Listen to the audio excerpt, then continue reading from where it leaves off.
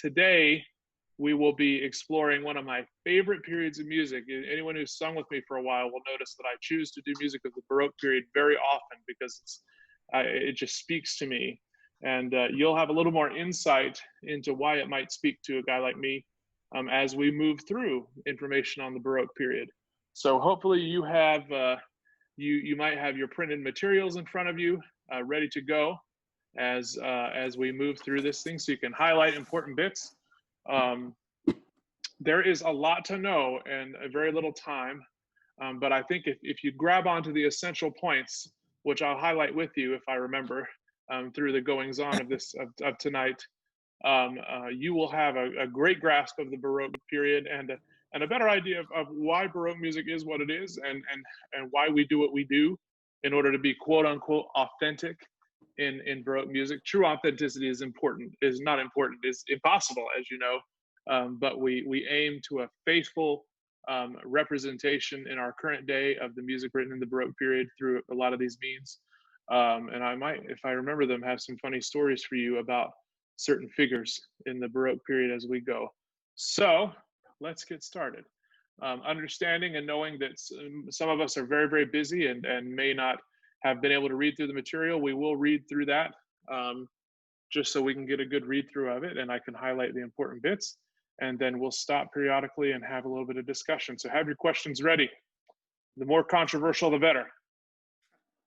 And let's go. So week 2, today we're talking, as I said, about the Baroque period. If you can see the Word document on your screen, will you please nod your head? There you go, thank you very much.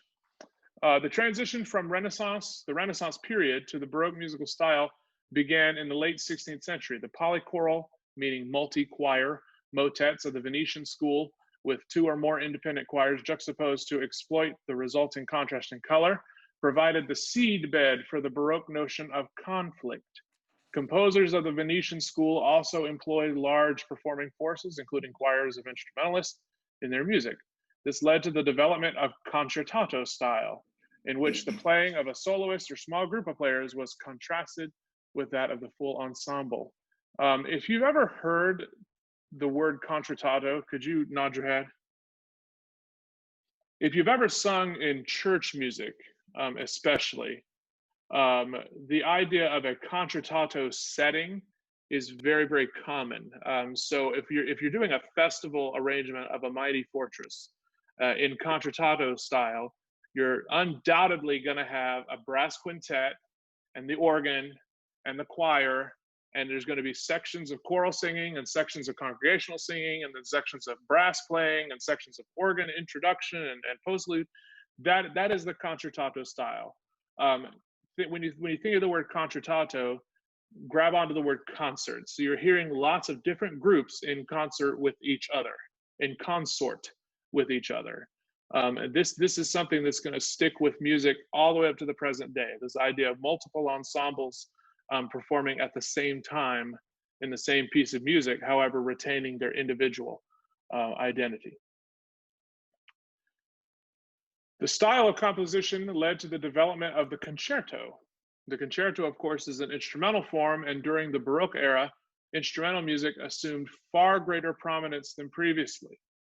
In the Baroque era, you have certain things happening socially, not least of which is not only the Protestant Reformation, but the Roman Catholic Counter-Reformation, a lot of ecumenical councils happening, a lot of political unrest, big things happening to basically break up the supremacy of the old ways, so that we're seeing a lot of music happening and a lot of music being written down and played outside of the church. Remember that's an important thing. There's always been music outside of the church, but once people learned to read and write, they actually wrote the music beyond the church down, and that's why we remember it. There wasn't this sudden blossoming of profane music during the Baroque era, during the Renaissance. It happened because people were writing this down.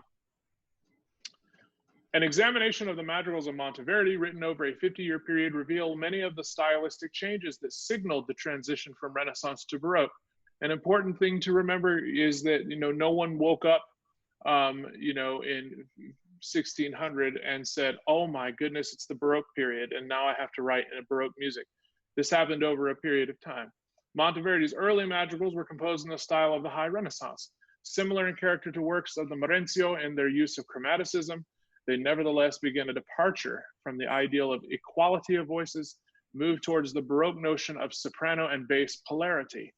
Soprano and bass polarity comes from a predominant monody. Remember last week we talked about the idea of monody being, and monophonic music being music that was one voice. Well, in this era, we have a lot of music being composed that is of the nature of a melody or a solo instrument or a solo voice with accompaniment.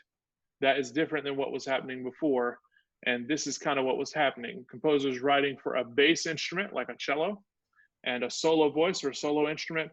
And then there was always a keyboard player filling in the chords of accompaniment underneath the solo. In contrast, the last four books of Monteverdi's madrigals include independent instrumental sections and contrast with choral interludes, concertano style, and increasing use of the figured bass.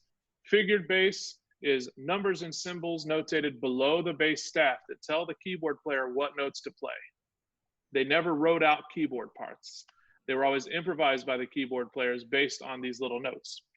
A modern day version of figured bass would be chord symbols you might see in music. Those chord symbols is kind of like a figured bass, and they're not writing out these chords for you to read a notation, but they're just telling you what chord to play, however you play it. Several pairs of contrasting terms have been applied to the old style of Renaissance music versus the new style of the Baroque. Stil antico, old style, and stile moderno, modern style, is one such pair. Another used by Monteverdi was prima pratica and seconda pratica, so the first practice and the second practice. In the first half of the 17th century, the two styles coexisted, with the earlier style employed most frequently in sacred music, while the new style was evident in secular music. Does this sound familiar to anybody? It's exactly how things work now. There's like a first practice, second practice. There's people who like the old hymns, there's people who like the new worship music. This was happening in the Renaissance period. It's nothing new. So we can just accept it as a fact of life. In the first half of the 17th century, the two styles coexisted. I said that already. The new style was evident in more secular music, most notably in the early operas. Operas were starting to be written in the Baroque. Text was of extreme importance to composers of both the Renaissance and Baroque eras.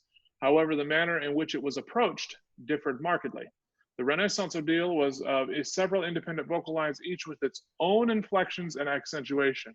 In the early to mid 17th century, the trend was away from this polyphonic ideal towards soprano-based polarity in which a single melody was sung in a figured bass line. This seems strange. By the late Baroque era, in the first half of the 18th century, polyphony had turned to popularity.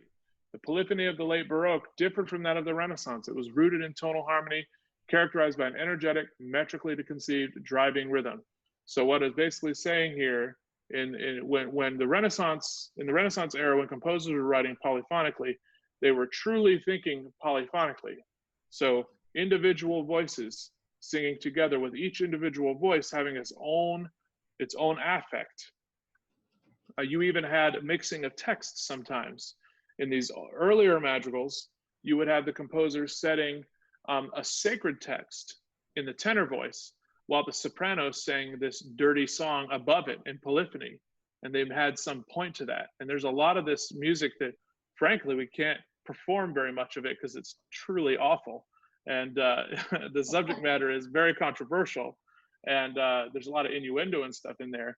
But by the Baroque, they were thinking of voices in concert. So 4 independent voices, generally, soprano, alto, tenor, bass, but all working together at the same time with the same affect. The tradition of requiring full participation by the performer in decisions concerning tempo, articulation, ornamentation, and other matters continued from the Renaissance into the Baroque era. Keyboard players, presented with a figured bass line, were expected to realize or improvise it, filling in chords, adding ornaments, and otherwise embellishing their playing. Singers, particularly soloists, were expected to improvise ornamentation and elaboration for a melody found in the score.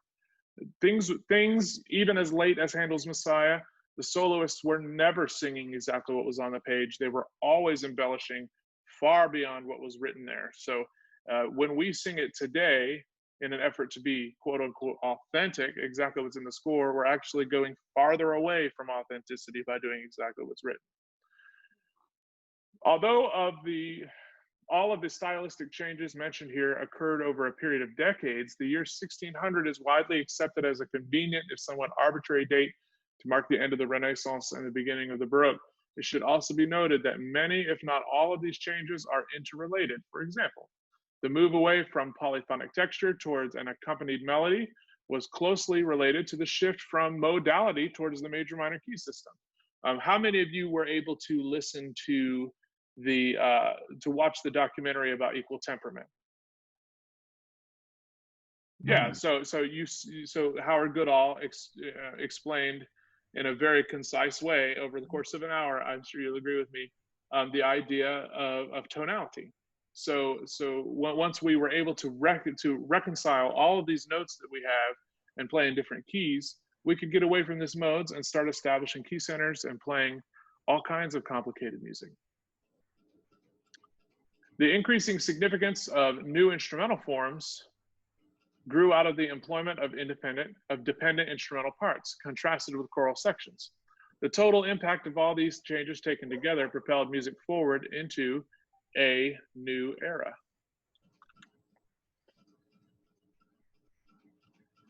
During the Renaissance, there were frequently instruments playing along with the voices, but they were always playing con la voce, or with the voices. In the Baroque period, you see much more of these interrelated sections where the instruments play and then the voices are prominent and then the soloist is prominent and these things, which is an outgrowth of this concertato style we discussed earlier. The performance of Baroque choral music requires life and energy. It is music that is full of emotion. In Baroque music, there tends to be unity of emotion within a given section of a composition. This stems from the Baroque idea that an individual is controlled by a single affect or emotion at any given time. But this does not mean the music should be emotionless. More overt emotion may be displayed in a Baroque choral piece than in music from the Renaissance. Contrast in emotion must be achieved as one section ends and another begins in a new tempo with new dynamics. When we did the Vivaldi Gloria with Capella Nova and with the Alcala Symphony Orchestra Chorus, one thing that I think a lot of us were struck with who hadn't performed Vivaldi before were some of the very, very, very strong moods he sets in some of these sections. And sometimes they seem a little conflicted. But what these guys were really trying to do was pick one affect at a time and compose it into the extreme. The terms classical and romantic can be confusing when you're discussing music history. When you're discussing the idea of classicism, what we mean, classicism or classical with a capital C, is this nostalgia for classical Roman and Grecian aesthetic. So this idea of balance, the idea of an arch, this equality within phrases and in harmony. And then when we discuss the idea of romanticism, we mean the departure from that. So when you're talking about Gregorian chant, it's really a romantic affect because they're being freely expressive of the text in the singing of these chants.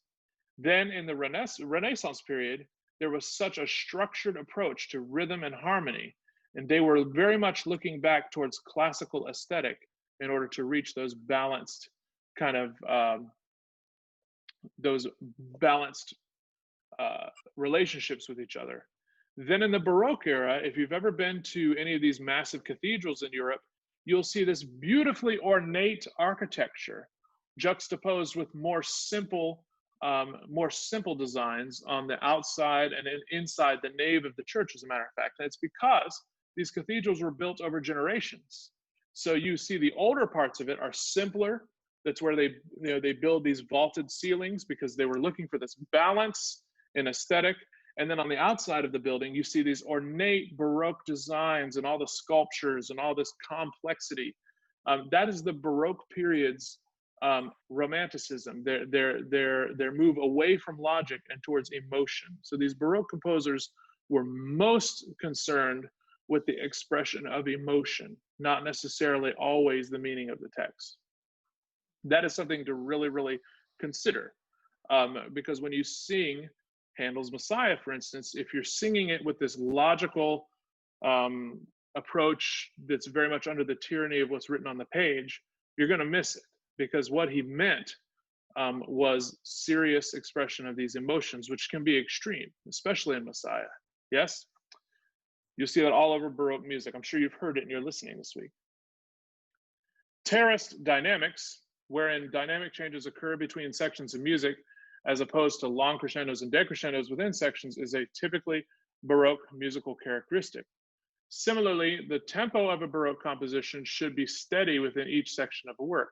Sharp contrasts in a tempo occur between sections. So when you think of terraced dynamics, really do think of terraces, things of different levels. And the reason for this was the nature of keyboard instruments at the time. Harpsichords frequently had two manuals, so two keyboards, not just one like the modern day piano, but two. One of them was soft and the bottom one was loud. And so they could easily switch between soft and loud, but there was no in between. Organs were certainly the same. You could draw the knobs and make it louder and softer, but there was no in between soft and loud. And so the instrumentalist playing with those keyboard instruments followed suit, and it just became a thing. Also, early in the Baroque period, by a guy named Giovanni Gabrieli, was the first guy to even write dynamics. If you ever sing any Renaissance music and it has dynamics written in, it's not by the composer, it's by an editor. In the Baroque period, they're writing a little bit more of these dynamics in their music because they're starting to care about those relationships. The tone to be used in a Baroque mass is bigger and more dramatic than what would be appropriate for a 16th century setting of the same text. A freer approach to vibrato, along with a wider dynamic range, help distinguish the two styles. So, put yourself in the position of someone in the medieval period standing in a cathedral singing. They're going to be in the nave singing into this space that carries sound very far away without a lot of effort. Their voices are not going to be very pushed. They're not going to be very expressive in that sense. They have to be very, very clear, or else the acoustic will smudge over and distort what they're singing. As music moves out of the church, as written music moves out of the church, the music we remember today moves out of the church, you find that music changes in that sense because people are singing and playing outdoors. So you see the advent of instruments and the inclusion of instruments like trumpets and oboes and things that were invented to play very loud outside, starting to be written for because it's become part of the culture. And singing certainly changes as the voice becomes, as it becomes necessary to sing with more resonance and sing with a bigger sound. Anyone who's studied physics knows that as soon as resonances increase, oscillation of those resonances increase. And the oscillation of that resonance is what forms vibrato in the voice. Tremolo, going up and down in pitch, is actually different from vibrato. So as sounds become more resonant and ensembles become bigger and choirs become bigger, and the music becomes bigger, a freer approach to all of these things happens organically over a long time. And I don't think anybody decided that. It just kind of happened. Styles changed. They changed then just like they change now from year to year.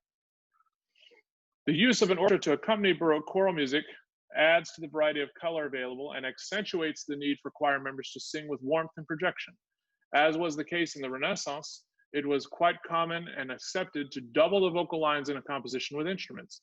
In the Baroque period, in addition to the instrumental doubling, compositions are typically contained independent orchestral accompaniment, often calling for strings, trumpets, oboes, and a keyboard instrument, either harpsichord or organ, providing the continuo.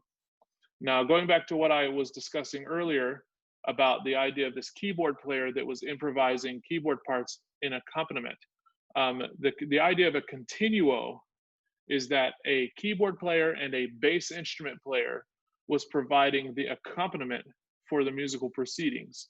And that group of people, the keyboard player and the bass instrument player, is what we refer to as the continuo. Some Baroque choral music tends to be instrumental in conception. Such music is characterized by driving dotted rhythms and must be infused with life, energy, and a sense of propulsion. Slower sections should be distinctly contrasting. So, for we like sheep have gone astray. Very instrumental, right? That's definitely an instrumental idea. So these running 16th notes that we see in a lot of Baroque choral music stems from what the instrumentalists would do, which is also informs us of how that music went.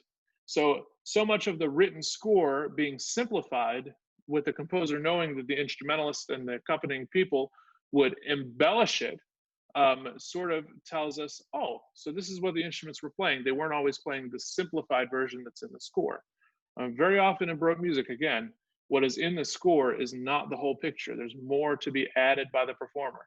That's why we have a lot of different versions of these big choral works of the Baroque, because there are editors' different takes on the work. And that's why when we do Messiah, I sort of freely interpret, because that is what Handel would have expected, for us to freely interpret and perform in a way that showcases our very best capabilities.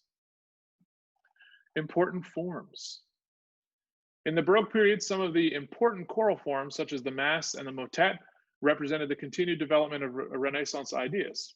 Others, such as the cantata and the oratorio, were newly created or assumed a new importance in terms of stylistic development. Some forms crossed the boundaries of sacred and secular.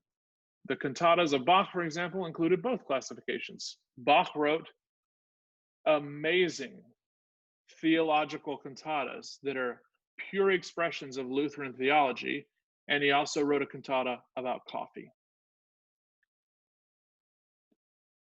For the purposes of this discussion, opera is not considered. We're not going to look at Baroque opera because it exists in a whole different sound world, and also it's a whole different can of worms, y'all. A brief definition of each of the important Baroque choral forms is presented here. The anthem. The anthem tradition began in Elizabethan England by Gibbons, Byrd, Tallis, and others, continued in the Baroque, reaching its highest state in the anthems of Purcell and Handel. The Baroque anthem was more elaborate than that of the Renaissance, utilizing recitatives, instrumental accompaniments with continuo, independent instrumental sections, and interludes and elaborate solo passages. There is some confusion often about what is the difference between an anthem and a motet. Because if you remember, a motet is a piece of sacred music presented in the course of a service in church, not necessarily relating to the Mass text or to the event of the day, but something that can be presented at any time. The motet is probably the more liturgical version of these things. Anthems are certainly almost always sacred, but they were composed usually for occasions. So when we have Zadok the Priest by Handel, for instance, it was composed for the occasion of a coronation. And in fact, it's one of several coronation anthems written by Handel.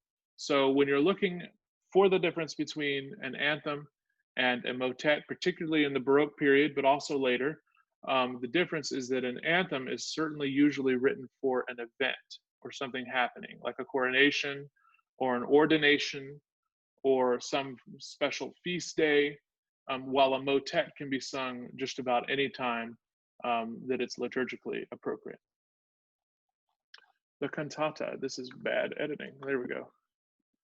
Cantata. Derived from the Italian word cantare, meaning to sing, the cantata developed in the 17th century as an extended piece of accompanied secular music with recitatives and arias. In Germany, the Lutheran chorale formed the basis for extended treatment in the chorale cantata, a sacred work written for soloist, chorus, and orchestra, and brought to its highest development by J.S. Bach. This word, recitative, I've mentioned several times. The difference between recitative and aria is this. In an opera, for instance, recitative is mainly used to further the plot of the moment. So if I want the aria to be about the pasta I'm eating, the recitative would be about the recipe. So I would sing in recitative, Oh, Paul, I really want to try that recipe you gave me. I'm going to make that pasta, and I'm going to try that new sauce that Joan told me about. And then the aria will be, pasta is so good. Yes, I love pasta, right? So the recitative is the story. The aria is this emotion about something that's happening or has happened in the story. So in cantatas, cantata being from the Italian word cantare, meaning to sing, is sung bits of Bible story in the church. So in Bach's cantatas, you're seeing this musical elaboration on what was frequently a reading of the day. They didn't have the same lectionaries that we have in church now in those days, but Bach would compose a new cantata every single week for the readings and for the basis of the service the coming week. And in that, we see a lot of these Bible stories being told. The secular cantatas do some of the same things. The recitative talk about why we need coffee, and then the arias talk about why we love coffee. And I'm not lying to you when I say that Bach wrote a wonderful coffee cantata. It's worth your time to listen to. Sadly, there's no choral parts in it, or else I would do it all the time. But it's for a solo baritone and a soprano and orchestra. It's really funny. Typical Lutheran of him to do a coffee cantata. Cantata is an extremely important genre in the Baroque period simply because so many of them were written. Bach wrote over 150 of these cantatas, not even all of them remain. In fact, for a few years, he wrote one, like I said, for each week, which is a feat. Hopefully you had a chance to listen to Wachet auf. It's a wonderful thing. Madrigals. In the Baroque era, the madrigal continued to be popular and came to embody the new style in the form of the continuo madrigal developed by Monteverdi. Let's take this apart a little bit, just this section here. So you'll remember from our last lesson that madrigal is just the Italian word for an Italian song. In the Baroque era, the madrigal continued to be popular and came to the new style. The involvement of the continuo, which again is the presence of a keyboard player with a bass instrument. The addition of that to the madrigal brought it into the new style from the old style. Monteverdi being a main proponent of this, using figured bass, which again is the little notations on the staff telling the keyboard player what to play, and in incorporating sections for solo, duet, or trio with continuo, and contrasting sections for instruments with those for choir. Cruda Amarili is a great example of Monteverdi at his best. Magnificat. Most of us will know what a Magnificat is. Magnificat being the Song of Mary, musical setting of the Canticle of the Virgin Mary found in the first chapter of the Gospel of Luke. Polyphonic settings were written as early as the 14th century. Magnificat is a part of the Catholic service of Vespers and the Anglican service of Evensong. Monteverdi, Hassler, Purcell, and most importantly Bach wrote significant settings of this text. One thing to remember is that in the meantime, all the time, there are social things happening and political things and religious things happening. And in the Roman Catholic Church, during this time period, you are seeing some ecumenical councils happen where people are discussing these theological things. And one of the things that came out of the Counter-Reformation was this emphasis on the divine nature of Mary. And so at the same time, you see composers setting the Magnificat more often, stemming from this church-bound belief in the divinity of Mary. And so that is why suddenly there are more settings of the Magnificat in the Baroque period than there were in the Renaissance period. And just about everyone in the Baroque period wrote a Magnificat. Vivaldi wrote more than one. We did the one in G minor a year ago. And then he wrote another one in a major key. Bach has Magnificat. Bach's Magnificat is probably the most important one of the Baroque period, but they're all truly wonderful and joyous texts. The Mass continues, of course. They were still holding Mass during the time, so Mass settings were still being written all the time. Of the several hundred Masses that we still know of and have music for, thousands and thousands of Masses were written during the Baroque period. An overwhelming amount of music was written for the church mass, ordinary, during this time. During the early Baroque, the Mass tended to be a conservative musical form, similar style to the Franco-Flemish Mass of the 16th century. As the 17th century progressed, Masses began to incorporate concertato style, which is a more secular style, and to have instrumental accompaniments. These developments led to the 5 Masses of J.S. Bach, whose B minor Mass is one of the towering monuments of Western music, truly. It's about an hour and a half long, and it's massive, and it's impossible, and it's wonderful. Unlike his other masses, the B minor mass is 2 hours. Oh my God, how slow are they taking it? And divides the ordinary into 25 separate movements characterized by a wide range of expressive and musical devices. One significant feature of Baroque masses is that they break the credo into different parts. So credo is a Latin word meaning I believe. And so it's the creed. I believe in one God, so you've heard these things recited probably before in your life. Well, the Baroque composers, believing that you should only have one strong emotion at a time, would break the creed into lots of different little movements, so that the crucifixus, the part about Jesus's crucifixion, could be an agonizing F sharp minor, slow and painful. But the bit about the resurrection could be this massive jubilant thing with trumpets, which they wouldn't have been able to do if they wrote it as one long through composed movement.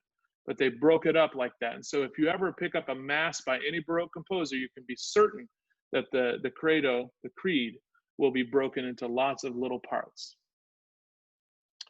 We talked already about the difference between motet and anthem. But here's the motets was still a very popular form, and Bach actually wrote lots of motets for when he was at a Lutheran post, because there was a difference between motet and anthem. The motets of the Venetian school were written in concertato style, again, exploiting the colors of contrasting choral and instrumental forces. Schütz, Monteverdi, and Lully wrote motets that included a wide variety of forces, textures, and emotions. Funny story about Lully. Lully is one of the primary reasons why conductors do not conduct the way Lully conducted. Lully had this big staff, and in order to unify his orchestra, he would beat the staff in time on the floor so everyone could hear it. Well, poor Lully, one day conducting his orchestra, was tapping that staff so hard he tapped his own foot and drove the staff right through his foot. The foot got gangrene and the man died. So don't be like Lully, don't use a staff. And actually, after Lully, for a long time, no one used anything. And the concertmaster, the first violinist, would conduct the orchestra.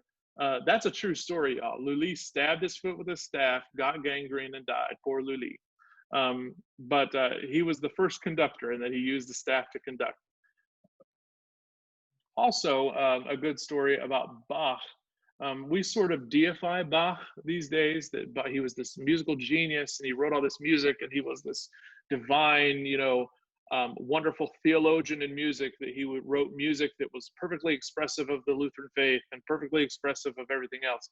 Well, there's this funny story about how they were doing the premiere of one of his big works in the context of a church service, and he really did not like how the first bassoon played. And so they would publish these public letters calling each other out all the time. And there's this one that survives where he called this poor bassoon player a nanny goat bassoon player, and was trying to make this poor guy quit so that he didn't have to fire him, because he thought it would be sinful to fire this poor bassoon player who was playing for free in one of his works. And so there's this funny little anecdote about Bach calling people names. And he also liked to cuss. Bach cussed a lot, y'all. He had about 25 kids. I believe that the man cussed.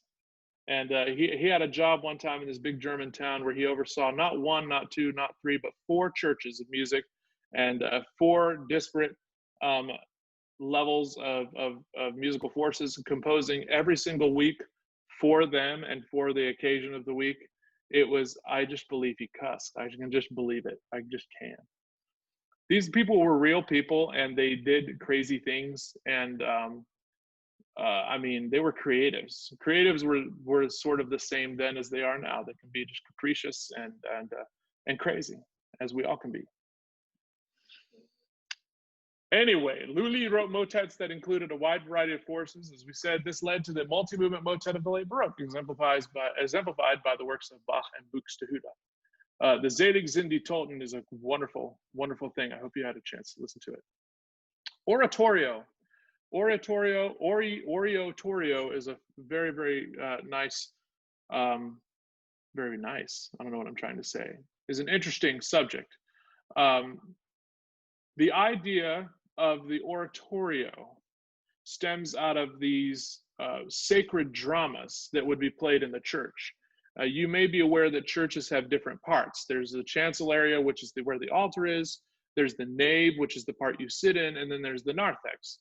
They didn't call it a narthex or a lobby back then. They called it the front vestibule of the church. And at a time when the church wouldn't allow these theatrical things to happen in the church, they would put on these sacred music dramas in the vestibule of the church in order to teach Bible stories. And so the beginning of these things were very simple, and they would have, the accompaniment of a keyboard, and they would sing and teach these Bible stories. And so complicating that idea was this ban on opera that happened, also part of the Counter-Reformation, where they thought that opera was somehow sinful and causing people to sin, and so they banned it for a time. And while operas were banned, the composers were thinking, well, I need to make money, so if we just put the opera on and don't do any of the action and just sing it, we could still make some money. So that's what they did. They wrote these operas and put them on as oratorios. So that's why oratorios sometimes take on the same form of an opera, because it's exactly what it is. Because poor Handel needed to make his bread, and so he wrote things like Joshua and things like Samson, which are frequently staged as operas today, but in their time were performed as oratorios. Think of the word oratorio. When you orate something, you're telling, you're announcing, you're proclaiming. Many of the oratorios written in the Baroque period were sacred in nature, because they were telling this story which was sacred in nature. Handel, main proponent of the oratorio, wrote a lot of them. Israel and Egypt is kind of famous for having so many choruses. It's mostly sung by the chorus, not a lot of solos. Whereas in contrast, Messiah, for instance, is actually mostly solos. And actually we don't often sing a lot of them because we want to keep the nature of the work very choral. The Passion. If you've ever seen the movie The Passion of the Christ, that is exactly what these passions are referring to. They're referring to the end of Christ's life and his actions during that time, which is an extraordinarily meaningful story and events in the goings on of the church, of the Christian church. The Passion is a musical setting of the events at the end of Christ's life, as I just said. From the Last Supper to the crucifixion. The story is carried in recitatives sung by the evangelist. Evangelist is someone that proclaims the good news. So if you are an evangelist, your vocation is proclaiming the good news. And if you are the evangelist in Bach's Passions, then you are a tenor who proclaims the good news between the choruses. Hey, quiet. Hey, that kind of reminds me of the church council meeting. Other soloists perform recitatives and arias, and the role of the chorus varies from the singing of chorales, more complex contemplative choral sections, and turba sections in which the chorus assumes the identity of the crowd. So there's moments where the choir is meditating upon the events or something said, and then there are other times in which they truly depict, the cries of the crowd outside of Pilate's palace and things like that. Again, an operatic ideal, but certainly not opera, but a dramatic ideal, perhaps. The Te Deum, also known as the Te Deum, The opening words of this text, Te Deum Laudamus, mean we praise thee, God. It's a very, very old prayer that has become liturgical fixture in the church, not just Roman Catholic churches, but all kinds of other churches. And for other, it's used in many festive occasions. Purcell and Handel each wrote significant musical settings of the Te Deum. You see a lot of composers writing Te Deums in the Baroque era. Fascinatingly enough, the Te Deum is a text that is frequently set by composers that are not necessarily associated with the church as we continue through music history. So you will see composers writing these very inspired settings of the Te Deum who then profess not to be of the church. So I think that's a very interesting statement about the text of the Te Deum and what happens in the text of the Te Deum. The Dettingen Te Deum that I linked you to is a fascinating setting of that, in which we see the Baroque elements of the text being divided into movements, the movements associated with themselves in a certain feeling or an affect in order to be strong. It's the Te Deum being a festive, exuberant declaration of the joy of God's blessing. Can tell you you're always going to be expecting trumpets and timpani and big noise and happy, happy, happy, but not always. When you're listening to a Te Deum, look for the not that, and you will discover the personality of the composer. Bruckner's Te Deum, when we get to the Romantic period, which I do link to later, is fascinating. The Te Deum musically, if you didn't know what the text meant, sounds awfully scary, but it lets you experience for a moment Bruckner's massive respect as a devout Roman Catholic. And it captures his feeling for the nature of God and the bigness of divinity and all this in his music. It's very expressive. The Te Deum text is very, very interesting in that sense, that it allows so many opportunities for personal expression. Vespers. Evening worship in the Roman Catholic rite is Vespers. Vespers includes a series of psalms, a hymn, and the Magnificat. Monteverdi's Vespers of 1610 utilized choir, instrumentalists, and was written in concertato style. It's the most important Baroque example of the form. In fact, it's one of probably the top 5 important examples of the form ever in all of music history. And Monteverdi, who did write opera, writes very operatically in the Vespers, and you start to see a combination of forms and genres that is continued from the Baroque into the classical period, which is why I put this right at the end of this section, because Monteverdi's sentiments about music and how he uses it continues into the classical period the same way, where you see people like Schubert, early Schubert and Mozart, and those folks doing some of the same things, and Beethoven writing in that approach. So the big takeaways for the Baroque period, if you're asking, which I know you were going to ask, is this. In terms of performing it, terrace dynamics, loud and soft, nowhere really in between. If it is expressive and in between, it has to be at a special moment, a very special moment, in order to emphasize that moment. The opening of the voice, the unity of the voices sounding in homogeneous sound rather than in disparate, unrelated vocal parts. The instrumental nature of the music, these running 16th notes that we see in the Messiah and Handel, and in Bach's Magnificat, the beginning of the Magnificat. These things are features of this music. And one thing to always remember about this, in a world where choruses generally perform with piano, one thing that I think we forget is that in Baroque music, the voices parts are always supported by instruments. And so when the voice has to lighten in order to sing these little runs, there's always something playing with you. And you may have noticed that if you did Messiah with us last year, in that I had 2 oboes with us. The oboes always double the soprano and the altos during the choruses. So you always have a friend. And that's why some of this music of the Baroque is accessible and doable, because otherwise you're kind of out there on your own, which makes it really hard. So doing Baroque music with piano is harder than doing it with the orchestra. The orchestra is very supportive. And it also means you have a lot of help. So when you're singing this kind of music, listening into the orchestra is a big help. Again, we see genre and forms developing out of the Renaissance period, and they're carrying it from the Renaissance period into the classical period a lot of the time. The biggest different new thing would be the anthem, that these festive occasions demanded special music.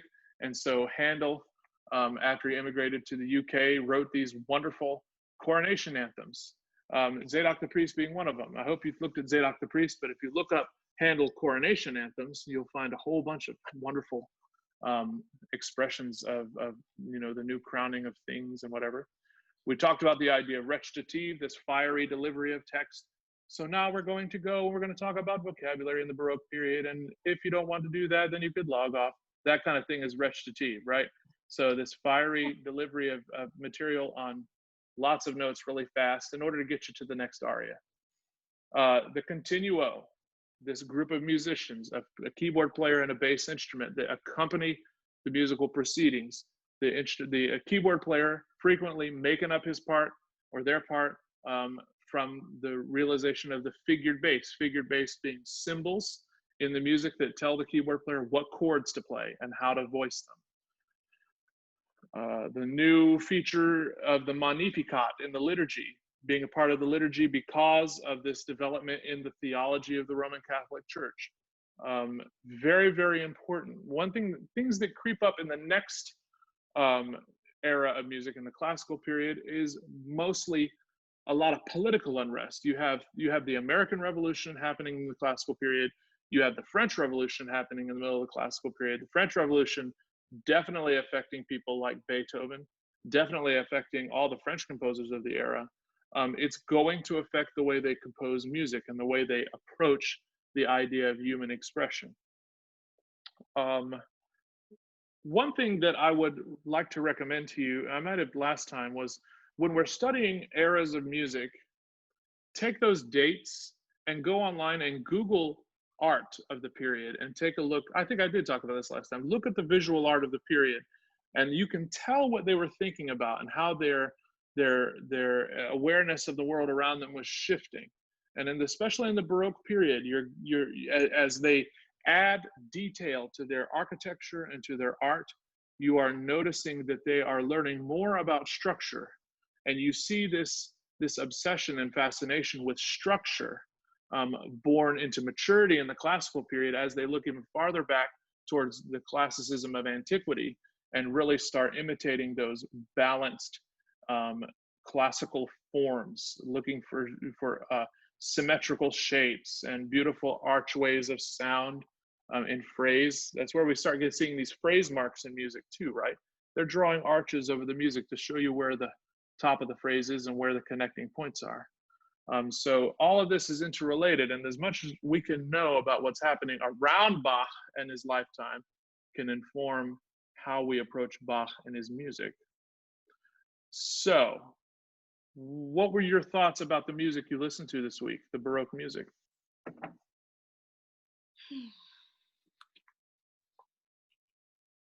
There's a lot of it. There's a lot of it.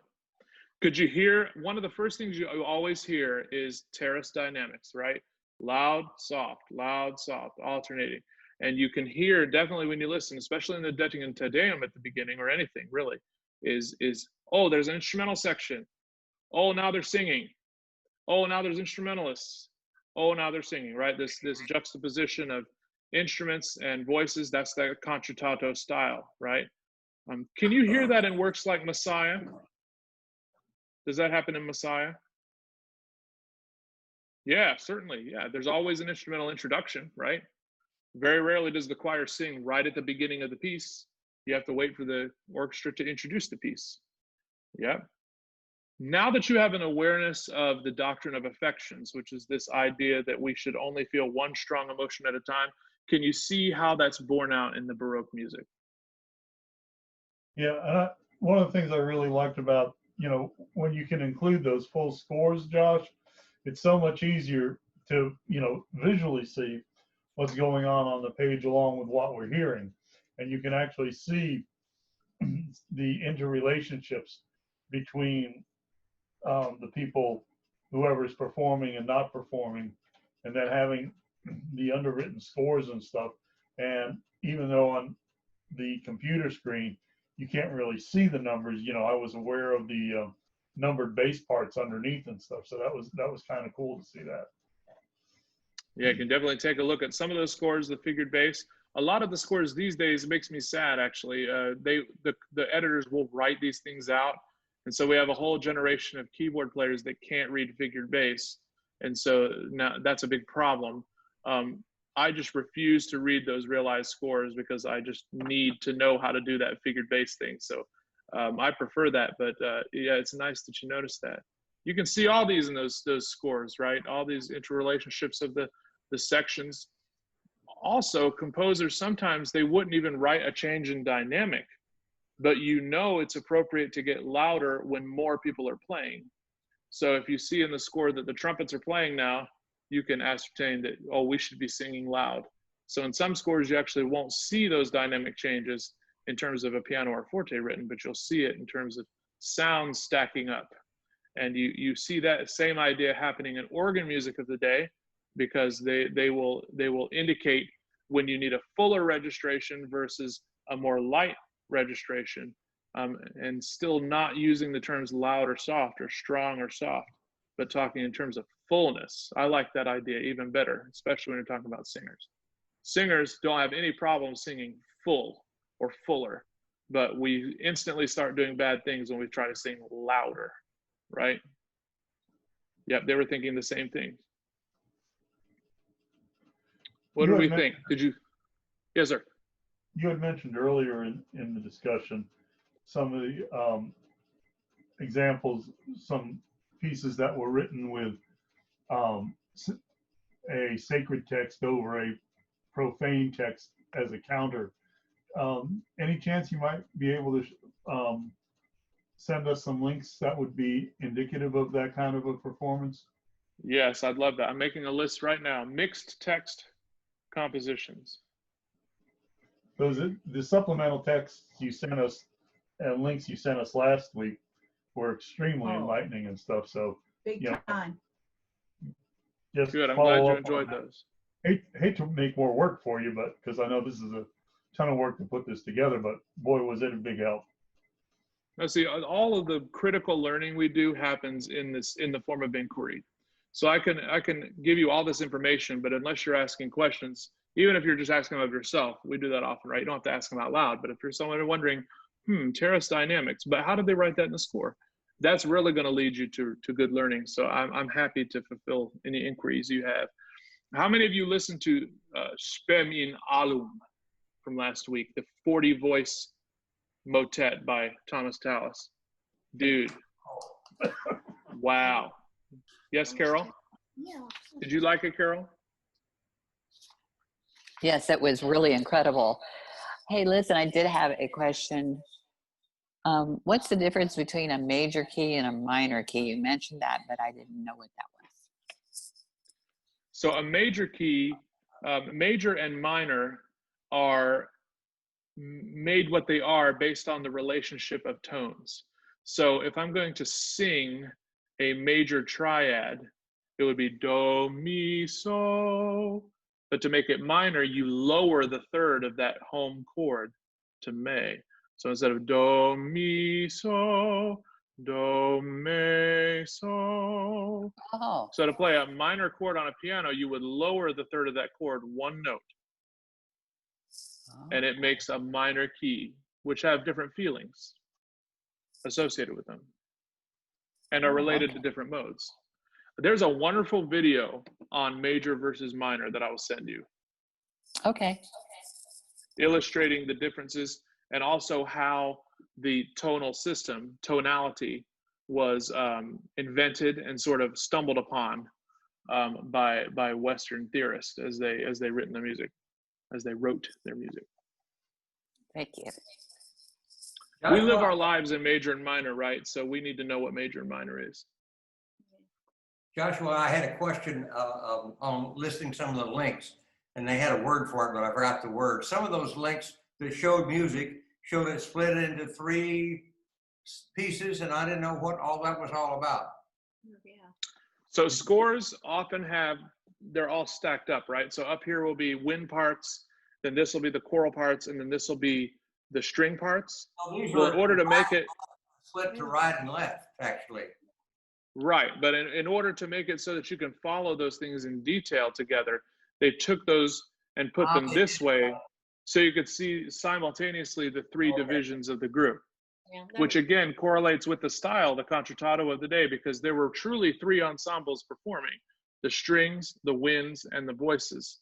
And the idea that all of that was one cohesive whole was not what they thought. They thought, oh, we have three ensembles together and we're going to do this together. I have a question about the figured bass. I mean, during that period, the theory of, well, equal temperament came in, and then we had the most major minor keys.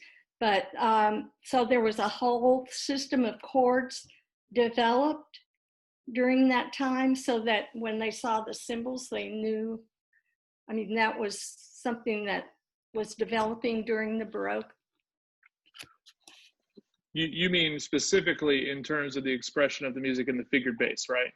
Right, right. I mean, there would have to be a system of chords. Yeah. So they were thinking in terms of scales, collections of pitches related to the scale, modes. And with the numbers that make up figured bass actually tell the keyboardist where the root of the chord is. So if there's a note and it has a 6 under it, it's telling you this is a C chord and the E is in the bass. That seems very complicated, but once you look at it for a minute, it kind of all starts to work. And those numbers are telling the keyboardist where the root of the chord is, so telling you what chord to play. And then if things were raised or lowered, you will see sharps and flats in the figured bass as well. So it's really, the figured bass really doesn't refer to the key or to the particular mode. It's telling the keyboardist what the bass note is. So is it the third of the chord or the fifth of the chord? And where is the root of the chord in relation to it? And is it major or minor when it should be something else? Or luckily, Baroque music is not so complicated harmonically that it's hard to figure that stuff out.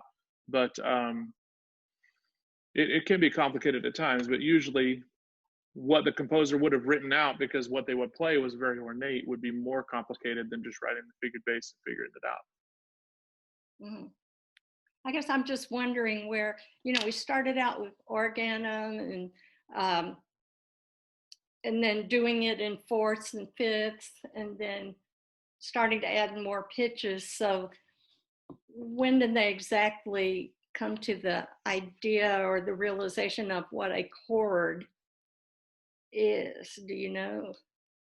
That is a wonderful question, and there's dissertations written on this, because examining the mindset of these medieval and Renaissance composers as these chords happened in consequence of the polyphony. So they would, the voices would sing in harmony, and then these chords would happen organically, and they would hear those, but they would hear them as passing moments in polyphony. And it wasn't until the Baroque period that suddenly they're thinking in terms of chords, and because they're thinking that way and thinking of the soloist with the accompaniment, they're thinking in terms of that texture. Then they're starting to think of rolling chords, and the figured bass was the most economic way to write those chords down.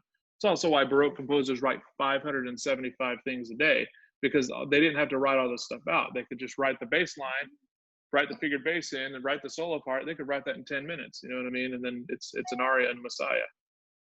So when Handel took 2 weeks to write Messiah, that's actually not so impressive in terms of the Baroque period and other things that are happening.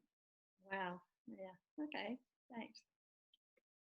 The continuo and figured bass is a wonderful thing, and I'll just because you asked the question, I'll send you some continuing. What am I trying to say? I'll send you some additional material on the subject, because it's fascinating. And it's the basis, it's the glue of what Baroque music is. Very important. Thank you. The reason why Baroque music to me is some of the most beautiful and enlightened things that we do, and the reason why I choose to do it so often, is because I think I really clue into this idea of feeling one emotion at a time. The postmodern idea that we feel a lot of things at the same time is confusing to me and overwhelming. The Morton Lauridsen Lux Aeterna is one of those works that does not explore more than one feeling at a time. It's one at a time, and it makes it calming and comforting to me. Messiah is the same way. Despite what the text is saying, the fact that it's just one thing at a time is very, very comforting to me. And I think that's why a lot of people keep going back to Baroque music. On Sunday mornings, NPR broadcasts, Sunday Baroque, because Sunday morning is about comfort and home and church and faith, and Baroque music naturally expresses that kind of thing. I hope you've enjoyed the music of the Baroque period, and I really, really love talking about this music that I love so much. Please do, for the next week, read ahead and do listen to those links. I can tell who's listening to the music when we're discussing it, so you will have a better time if you do listen to it and take time to soak in what these people were doing and saying and expressing. It's oh so important. I mean, and some of what they were experiencing is what we're experiencing now. And just as Luther wrote a lot of material about how to be an evangelist during the plague, we can find in the nut of the musical message of the Baroque period some of the same truths about ourselves and why we do and what we do and all of that.